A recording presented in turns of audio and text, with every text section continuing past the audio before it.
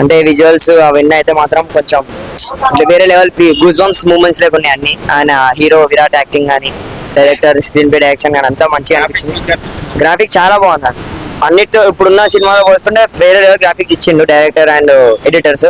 So ఈ cinema అయితే Telugu audience కి నచ్చుతుందని కోరుకున్నా అదే నచ్చిపోతుంది.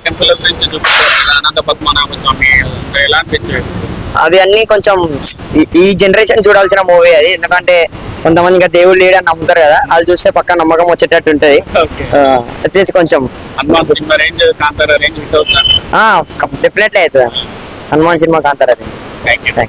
మిమ్మల్ని ఉదయించి మిమ్మల్ని యొక్క భగవంతుడి యొక్క శక్తిని మీకు తెలియజేసి, మీ యొక్క భగవంతుడి యొక్క లోపలే మన లోపలే ఉన్నాడు భగవంతుడు. మీ దగ్గరికే వస్తాడు భగవంతుడు, మన దగ్గరికే వస్తాడు, మన లోపలే ఉన్నాడు ఆయన.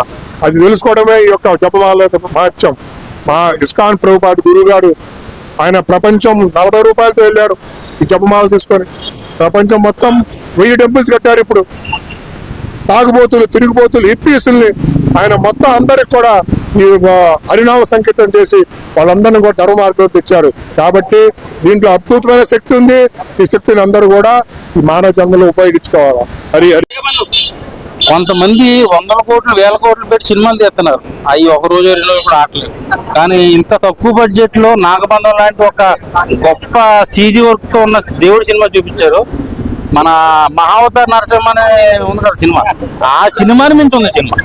అసలు దేవుణ్ణి ఎలా కూడా చూపిస్తారా అన్నట్టు చూపించాడు.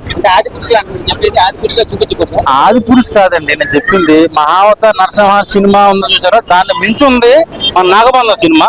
సో ఇండస్ట్రీలో పుష్ప 2, దురంధర్ 2 రికార్డును కూడా చల్లగా చల్లబెట్టేస్తాడు.